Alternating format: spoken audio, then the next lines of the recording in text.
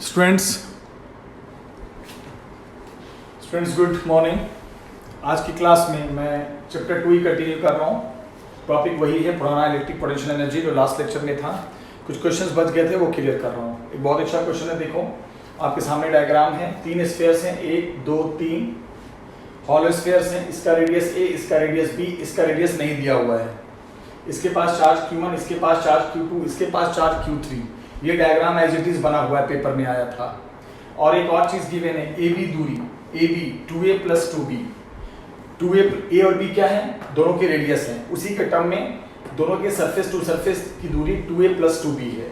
Surface to surface, surface to surface, देखो surface to surface. और आपको एक बात पता है, कभी भी कोई भी डिस्टेंस अगर हम स्फीयर से मेजर करेंगे तो वो हमेशा सेंटर से करेंगे, याद रखना। चलो, तो आपसे क्या पूछा है? Find electric potential energy of the system. Number 1 एक करके समझाता हूँ। सबसे पहले जो मैं पूछूंगा जवाब दीजिएगा। AB कितना है? 2a + 2b। तो इसका आधा AC या BC कितना होगा? 2a + 2b का आधा कर दो, a + b, है ना? इधर से भी a + b, इधर से भी a + b, हो गया। 2a + 2b का हाफ। ठीक है, अब जो पूछूंगा वो जवाब दीजिएगा। अब मैं पूछूंगी अगर OC क्या होगा? OC का मतलब यहां से इसके सेंटर की दूरी, इस वाले स्फीयर की। तो OC देखो आपके सामने है, AC + OA। AC कितना है? AC + OA। AC कितना है? A + B। OA कितना है? A। जोड़ दो तो 2a + 2b। OC निकाल दिया, जरूरत पड़ेगी इससे पहले निकाल दूं। फिर मैं बोलूंगा O' निकालो, मतलब C की दूरी इसके सेंटर से। तो O' कितना हो जाएगा? ये BC + O'। BC कितना? A + B। O' कितना? B। जोड़ो A + 2b। ये सब निकाल दिया, ठीक है। अब जरा ध्यान देना, अब जो पूछूंगा जवाब दीजिएगा। अब इनके बीच की अगर मैं आपसे दूरी पूछता हूं, दोनों स्फीयर के बीच की दूरी, इन दोनों स्फीयर के बीच की दूरी, तो दो स्फीयर के बीच की दूरी या स्फीयर की दूरी कहां से मेजर करते हैं? सेंटर से। यानी मुझे O, ये इसके सेंटर को हमें मान लिया O'। चलो, means now I am going to find the distance between the centre of this two sphere, यानी O'। को हमने R1 मान लिया। और इसके बीच की दूरी, इन दोनों स्फीयर के सेंटर के बीच की दूरी, जब दो स्फीयर के बीच की दूरी बोलूंगा तो सेंटर टू सेंटर ही देखना है ना? तो O' को हमने R2 मान लिया। अब मेरा मकसद है इनके बीच की दूरी निकालना, यानी R1 निकालना, फिर R2 निकालना। तो देखो एक ट्रायंगल बना रहा हूं मैं, राइट एंगल ट्रायंगल। OC को लेकर देखो, OC CO', OO'। देखो यहां से यहां ये राइट एंगल ट्रायंगल अलग से बनाया, ये राइट एंगल ट्रायंगल अलग से बनाया। इसमें ये दूरी हमने क्या मान लिया? दोनों स्फीयर के बीच की दूरी को R1 मान लिया, जो हमें निकालना है R1। ये दूरी है R, और यहां से यहां तक की दूरी क्या? OC है ना, जो कि आपको पता है कितनी है? 2a + b। R1 क्या हो जाएगा पाइथागोरस थ्योरम से? √ इसका, ये दूरी कितनी है? OC निकाला भी आपने, 2a + b का होल स्क्वायर + R²। R1 निकाल दिया। मेरा मेन मकसद क्या था पता चला? मेरा मेन मकसद था इन दोनों स्फीयर के बीच की दूरी। उसके लिए पहले ये दूरी निकाला, ये दिया ही था, पाइथागोरस लगा दिया। अब मेरा मकसद है इन दोनों स्फीयर के बीच की दूरी, यानी O'। तो उसके लिए इधर से ट्रायंगल बनाएंगे, राइट एंगल ट्रायंगल बनाया इधर से। देखो O'। यहां से यहां तक हो गया O', ये हो गया R, ये R, ये O'। कितना है? O' अभी आपने निकाला था कुछ देर पहले, A + 2b पता ही है, ये R पता ही है, R2 निकाल दो। क्या? √ दिस वन प्लस दिस का होल स्क्वायर। फिनिश। मेरा मेन मकसद पूरा हो गया। मेरा मेन टारगेट क्या था आपको मैं बता दूं। मेरा मेन मकसद था सभी स्फीयर्स के आपस के बीच की दूरी, सभी स्फीयर्स के आपस के बीच की दूरी, याद रखिएगा। चलो, अब हमें निकालना है इलेक्ट्रिक पोटेंशियल एनर्जी, यानी U। तो एनर्जी में क्या गिनते हैं? पेयर। एनर्जी में क्या गिनते हैं? पेयर। सबसे पहला पेयर इसका बनेगा, K Q1 Q2 अपॉन, जब ये पेयर देखेंगे तो दूरी भी हम इनके बीच देखेंगे। तो जब दो स्फीयर के बीच की दूरी देखेंगे तो कहां से कहां देखेंगे? Centre to centre. तो इसके सेंटर से इसके सेंटर के बीच की दूरी, अभी मैं क्या लिख दूं? OO'। मैं वैल्यू बाद में लिखूंगा, OO'। चलो, अगला पेयर किसका बनेगा? K Q1 Q3 अपॉन इसके बीच की दूरी अब लेंगे, तो वो भी क्या है? OO'। प्लस अगला पेयर इसका एनर्जी में तो पेयर बनता है, जितने सिस्टम में पेयर्स उतनी एनर्जी। अब इसके बीच तो क्या हो जाएगा? K Q2 Q3 बाई, बताना इसके बीच की दूरी क्या हो जाएगी? O'।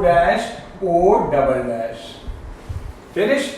अब सबकी वैल्यू पुट कर दें। U = K Q1 Q2 by OO'।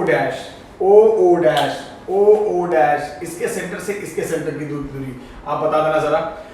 O dash कितना होगा, O A plus A B plus O dash B, साफ दिख गया 3a प्लस 3b होगा। नहीं समझ में आया, देखो कैसे होगा। ए बी कितना है, A B 2a plus 2b, 2a plus 2b में इधर a जोड़ दो इधर b जोड़ दो, पूरा सेंटर टू सेंटर आ गया। तो 2a प्लस 2b में इधर से a जुड़ेगा तो 3a, इधर से b जुड़ेगा तो 3b, 3a प्लस 3b हो गया। Plus k q1 q3 by o double dash, o double dash की वैल्यू अभी आपने निकाली है क्या, r1 plus k q2 q3 by o dash o double dash, o dash o double dash, इसके बीच की दूरी क्या है, r2। निकाल दिया। क्या निकाल दिया, हमें निकालना क्या था, एनर्जी ऑफ द सिस्टम। तो थोड़ी सी बात सुनो, एनर्जी ऑफ सिस्टम में क्या करेंगे, चार्जेस गिनेंगे या चार्जेस के पेयर्स गिनेंगे, जितने पेयर उतनी एनर्जी। कितने पेयर बन रहे हैं, एक पेयर ये बना, तो जब ये पेयर लेंगे तो इनके बीच की दूरी लेंगे, और स्फीयर की बीच की दूरी, स्फीयर की दूरी कहां से होती है, सेंटर टू सेंटर, तो यहां से यहां तक की दूरी कितनी हो जाएगी, ये दूरी है 2a प्लस 2b, इधर से b मिला लो, उधर से a मिला लो, सेंटर टू सेंटर बन जाएगा। तो 2a प्लस 2b में a प्लस b जुड़ जाएगा, उधर से a इधर से b, तो 3a प्लस 3b। फिर ये पेयर लोगे तो ये दूरी चाहिए, तो ये दूरी के लिए मैंने इतना करके निकाल दिया ट्रायंगल बनाकर। ये पेयर लेंगे तो ये दूरी चाहिए, ये दूरी निकालने के लिए हमने ये देखो ट्रायंगल से निकाल दिया, उसके बाद रख देंगे। ये निकल गया energy of the system. Second में क्या है, फिर एनर्जी निकाला, लेकिन देखो फिर एनर्जी पूछा है, पर अब सिस्टम का नहीं पूछा है बेटा, अब पूछा है जो सिर्फ Q3 के साथ एसोसिएटेड है। ये भी एक सवाल सुनो, एनर्जी बोला है मतलब सिस्टम का नहीं बोला है, अब बोला एनर्जी बताओ जो सिर्फ Q3 के साथ एसोसिएटेड है, मतलब जो सिर्फ Q3 के साथ जो पेयर बनेगा उसी पेयर को देखना है। तो उस केस में एनर्जी क्या हो जाएगा, K Q1 Q3 energy for you, एक पेयर Q3 इसके साथ बनाएगा, अपॉन ये दूरी कितना हमने माना था R1, O डबल डैश माना था ना R1, plus K Q2 Q3 bye, जब इसके साथ लेंगे तो दूरी क्या माना था, O dash O double dash कितना था R2। बस फिनिश। ये पेयर थोड़ी देखेंगे हम, अभी भी एनर्जी पूछा है लेकिन पूरे सिस्टम का नहीं पूछा है, जो सिर्फ Q3 के साथ एसोसिएट है, तो जो सिर्फ Q3 के साथ पेयर बनेगा वही देखेंगे। हाँ, पूरे सिस्टम का पूछेगा तो ये भी पेयर, ये भी पेयर, ये भी पेयर। अच्छा चलो मान लिया पूछता कि energy associated only with Q2, सिर्फ इसके साथ, तो एक पेयर ये लेते, एक पेयर ये लेते, फिर ये पेयर नहीं लेते। अगर कोई पर्टिकुलर चार्ज के साथ एनर्जी एसोसिएट करने को बोलेगा तो उस पेयर में यही चार्ज आना चाहिए, फिर ये चलेगा, ये चलेगा, फिर ये नहीं चलेगा। अभी किसके साथ एसोसिएट करने को बोला था एनर्जी, इसके साथ, तो ये पेयर चलेगा, ये चलेगा, फिर ये नहीं चलेगा, फिर जिसमें ये नहीं आएगा उसको देखना ही नहीं है। ठीक है, तो ये जो सवाल आपने देखा that was the question of energy, electric potential energy, board exam में 2 बार आ चुका है, बहुत अच्छा क्वेश्चन था। अब मैं अगला एग्जांपल कराने जा रहा हूं, जरा ध्यान से सुनना, बहुत अच्छा क्वेश्चन है, ध्यान से सुनना। क्वेश्चन क्या है बेटा, कि मान लो if 2 charges Q1 and Q2, 2 charges हैं Q1 and Q2, right, are placed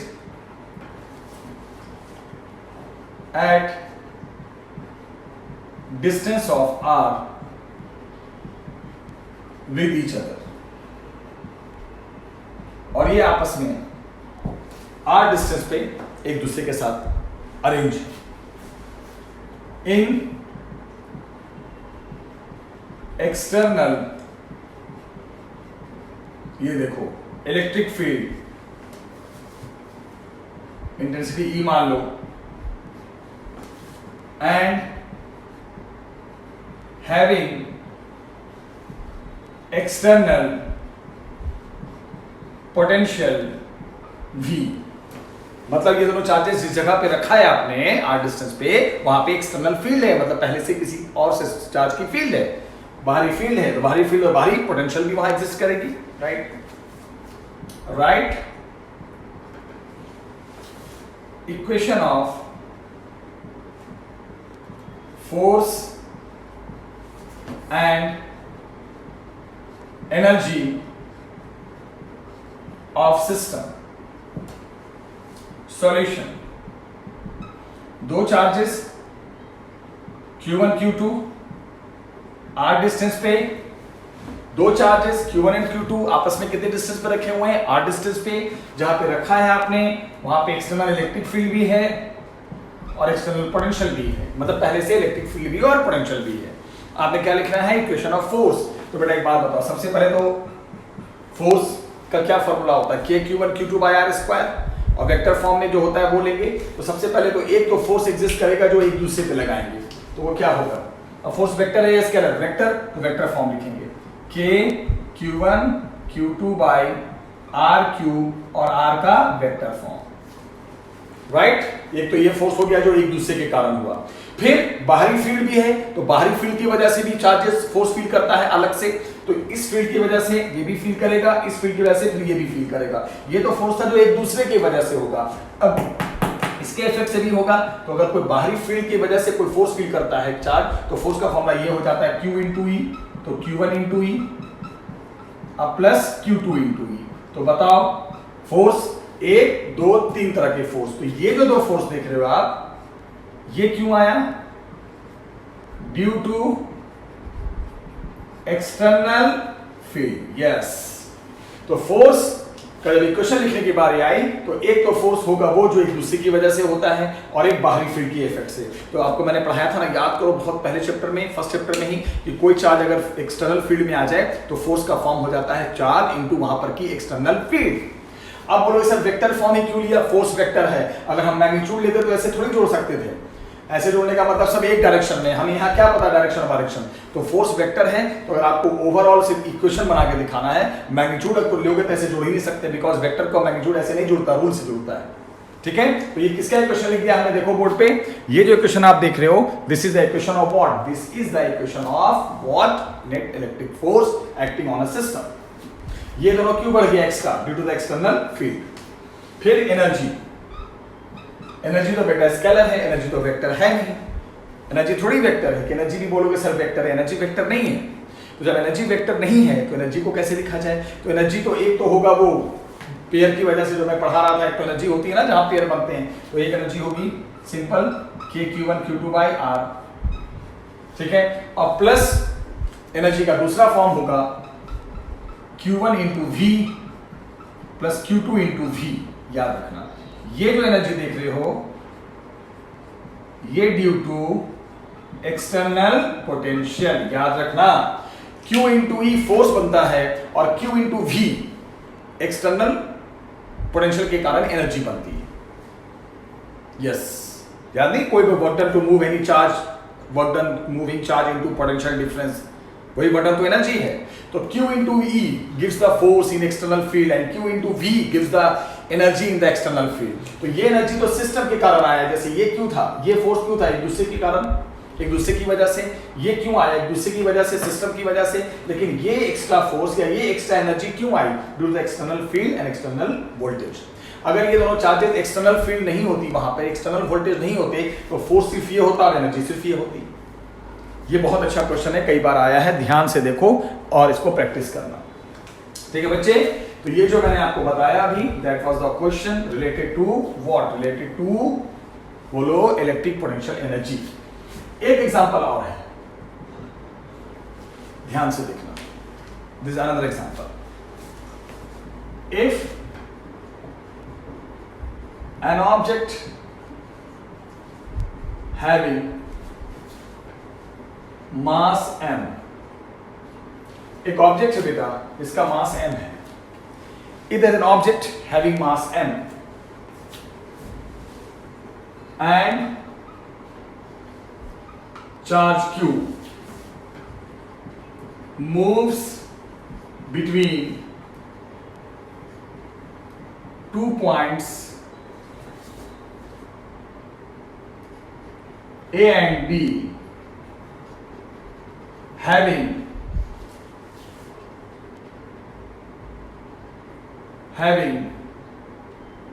velocity at A and B as u and v, initial and final velocity, ठीक है। सवाल सुनना, find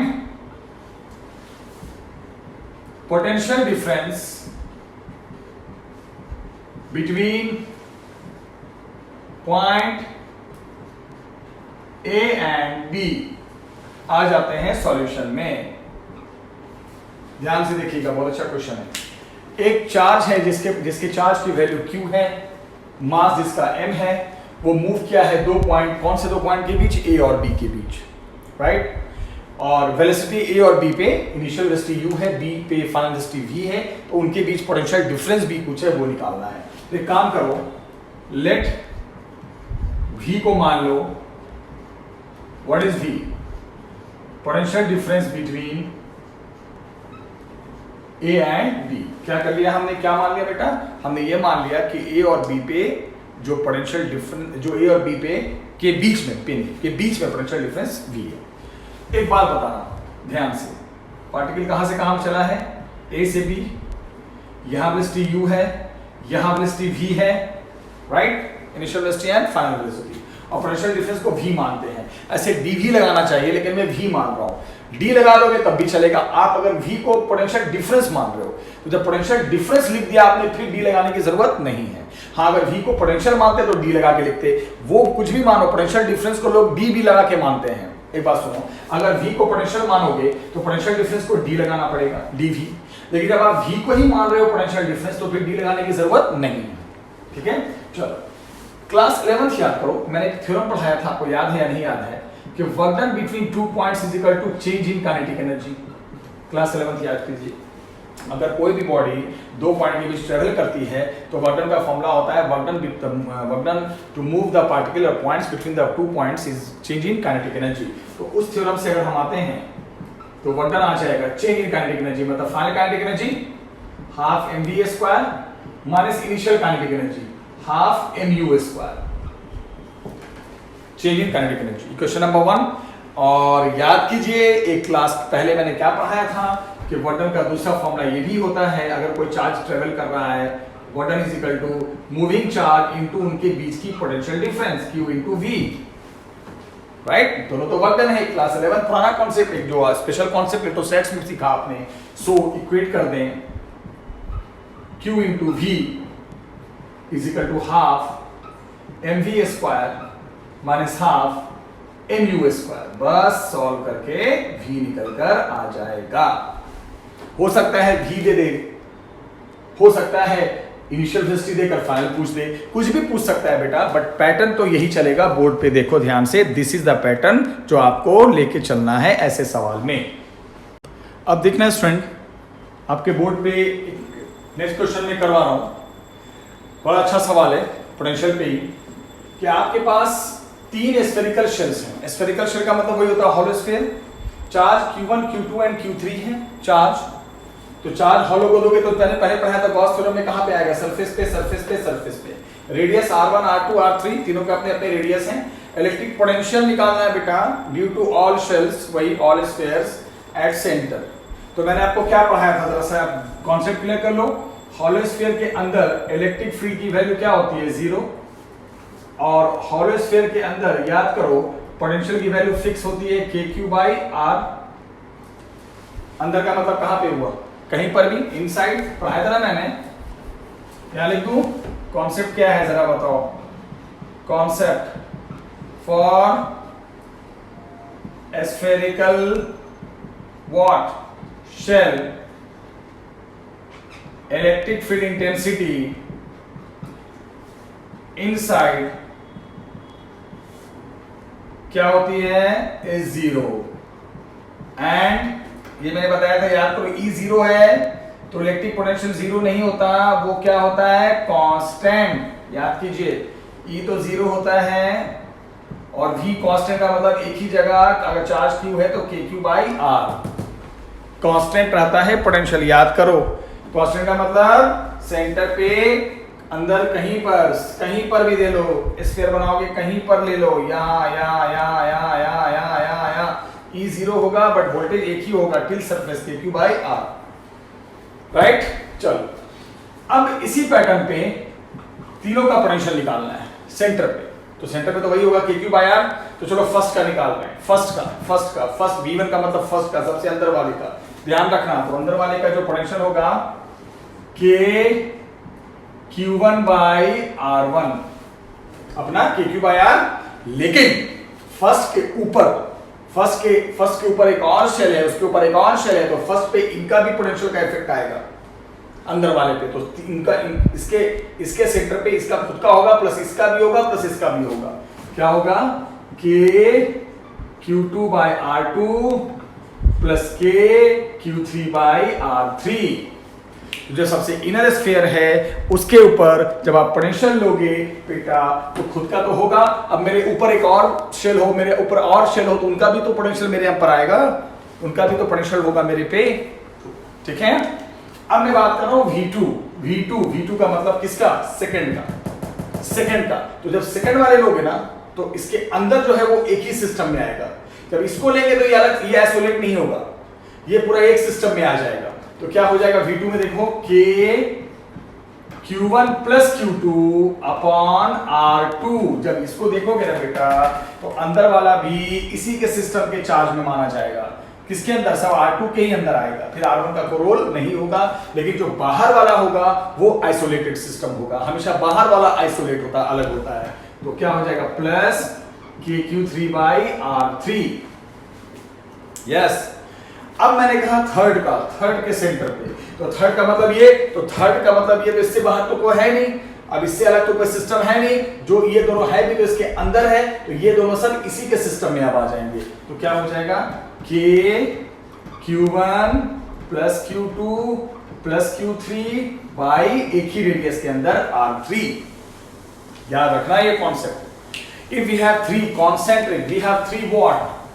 शेल्स। बट कैसे shells? concentric shells. We have 2 concentric shells. Charge Q1, charge Q2, charge Q3, radius R1, radius R2, radius R3। Centre पे निकालना है सबका अपना अपना पोटेंशियल। तो पहले तो कॉन्सेप्ट क्लियर करो। हॉलो स्फीयर के अंदर E 0 होता है, बट V कांस्टेंट होता है। तो अंदर कांस्टेंट का मतलब सेंटर पे या सरफेस पे सब एक ही होगा। तो जब मैं सबसे अंदर वाले को देखूंगा तो इसका अपना होगा, लेकिन जो बाहर वाला होगा वो आइसोलेटेड सिस्टम में आता है, मतलब अलग से सिस्टम है, उसका भी इफेक्ट आएगा। इसके ऊपर इसका भी आएगा, इसके ऊपर इसका भी आएगा, अलग अलग। लेकिन जब मैं इसको देखूंगा ना बेटा, तो जब मैं इसको देखूंगा तो इसके अंदर वाला जो स्फीयर है वो इसी के सिस्टम में शामिल हो जाएगा। मतलब फिर R1 का रोल नहीं, सिर्फ R2 के अंदर ही होगा। यानी चार्ज तो दोनों लेंगे, पर रेडियस एक ही रेडियस में आएगा R2, और इसके बाहर तो है एक सिस्टम, वो अलग से आइसोलेटेड सिस्टम में पोटेंशियल देगा। इसका देखेंगे तो इसके बाहर तो कोई है नहीं, ये दोनों है भी स्फीयर, तो इसी के अंदर है। तो ये जो है बाहर वाला सब अपने सिस्टम में ले लेगा, सारे चार्ज एक में, और डिस रेडियस सब अपना होगा। तो कभी भी अगर किसी का हम निकाल रहे हैं, उसके बाहर से भी एक शेल है, तो वो अलग से आइसोलेटेड होता है, वो अलग से जुड़ता है। लेकिन उसके अंदर वाला अगर जितना भी है, तो वो सब एक ही रेडियस के अंदर आ जाएगा, सारा चार्ज एक सिस्टम में माना जाएगा। ठीक है, तो याद रखना, ये काफी अच्छे क्वेश्चंस मैंने आज की क्लास में करवाए। और आज की क्लास का नोट्स मैं रिटन कॉपी पे नहीं भेजूंगा, बोर्ड का ही पिक भेजूंगा। सेम चीज लिखना है, कोई थ्योरी तो है नहीं, तो आप बोर्ड के ही पिक से नोट करना। दोनों पिक होंगे, 2 बोर्ड के 2 पिक होंगे, नोट करना। और आज इलेक्ट्रिक पोटेंशियल पूरी तरह से खत्म हो गया बेटा, बहुत अच्छे क्वेश्चंस कराए। अगले लेक्चर में मैं एक नया टॉपिक शुरू करने जा रहा हूं, कैपेसिटर, जो कि लास्ट टॉपिक है इस चैप्टर का। आप प्लीज पढ़ना, कुछ भी दिक्कत हो तो मुझसे जरूर पूछना। ठीक है, आज के लिए थैंक यू वेरी मच। अब देखना है स्टूडेंट, आपके बोर्ड पे नेक्स्ट क्वेश्चन में करवा रहा हूं, बड़ा अच्छा सवाल है पोटेंशियल पे ही, कि आपके पास 3 स्फेरिकल शेल्स हैं। स्फेरिकल शेल का मतलब वही होता है hollow sphere. Charge Q1, Q2 and Q3 है चार्ज। तो चार्ज हॉलो को दोगे तो पहले पढ़ाया था गॉस थ्योरम में, कहां पे आएगा? सरफेस पे, सरफेस पे, सरफेस पे। रेडियस R1, R2, R3 तीनों के अपने अपने रेडियस हैं। इलेक्ट्रिक पोटेंशियल निकालना है बेटा, ड्यू टू ऑल शेल्स, वही ऑल स्फीयर्स एट सेंटर। तो मैंने आपको क्या पढ़ाया था, जरा सा कॉन्सेप्ट क्लियर कर लो। हॉलो स्फीयर के अंदर इलेक्ट्रिक फील्ड की वैल्यू क्या होती है? 0। और हॉलो स्फीयर के अंदर याद करो पोटेंशियल की वैल्यू फिक्स होती है KQ बाई R। अंदर का मतलब कहां पे हुआ? कहीं पर भी, इनसाइड पढ़ाया था ना मैंने। क्या लिख दूं? कॉन्सेप्ट क्या है जरा बताओ। Concept for spherical what? Shell, electric field intensity inside क्या होती है? is 0 एंड ये मैंने बताया था यार, तो E जीरो है तो इलेक्ट्रिक पोटेंशियल जीरो नहीं होता, वो क्या होता है, कांस्टेंट। याद कीजिए, E तो जीरो होता है और V कांस्टेंट का मतलब एक ही जगह अगर चार्ज Q है तो KQ बाई R कांस्टेंट रहता है पोटेंशियल। याद करो, कांस्टेंट का मतलब सेंटर पे अंदर कहीं पर भी दे लो, स्फीयर बनाओगे कहीं पर ले लो, यहाँ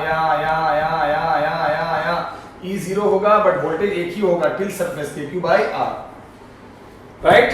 चलो अब इसी पैटर्न पे तीनों का पोटेंशियल निकालना है सेंटर पे, तो सेंटर पे तो वही होगा KQ बाई R। तो चलो फर्स्ट का निकाल रहे हैं, फर्स्ट V1 का मतलब फर्स्ट का, सबसे अंदर वाले का ध्यान रखना। तो अंदर वाले का जो पोटेंशियल होगा KQ1 बाई R1 अपना KQ बाई R, लेकिन फर्स्ट के ऊपर एक और शेल है, उसके ऊपर एक और शेल है, तो फर्स्ट पे इनका भी पोटेंशियल का इफेक्ट आएगा अंदर वाले पे। तो इनका इसके सेंटर पे इसका खुद का होगा प्लस इसका भी होगा प्लस इसका भी होगा, क्या होगा KQ2 by R2 plus KQ3 by R3।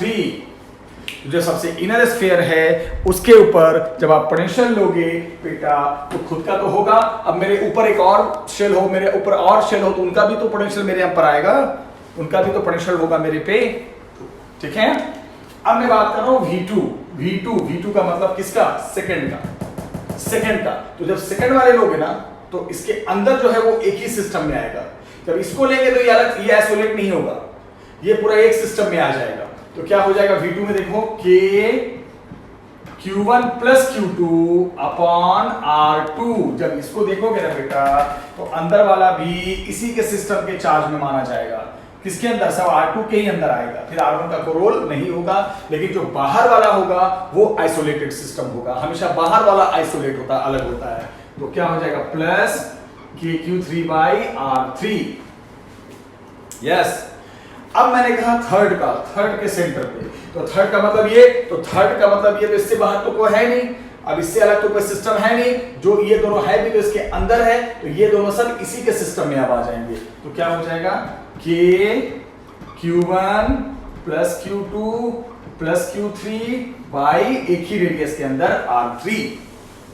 याद रखना ये concept. If we have three concentric, we have three what shells, but कैसे shells, concentric shells.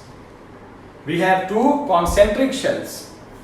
Charge Q1, charge Q2, charge Q3, radius R1, radius R2, radius R3, centre पे निकालना है सबका अपना अपना पोटेंशियल। तो पहले तो कांस्टेंट क्लियर करो, हॉलो स्फीयर के अंदर E जीरो होता है बट V कांस्टेंट होता है।